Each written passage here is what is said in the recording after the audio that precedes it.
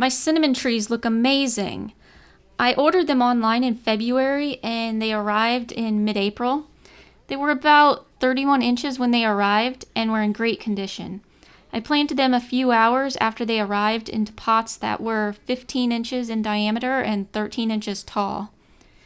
I used 1 bag of sphagnum moss per pot and added it to the pots by alternating it with the soil, mixing the two together and repeating until each pot was full.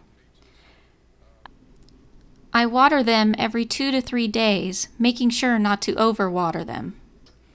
I have been keeping them in a spot that receives a lot of morning sun but no afternoon sun.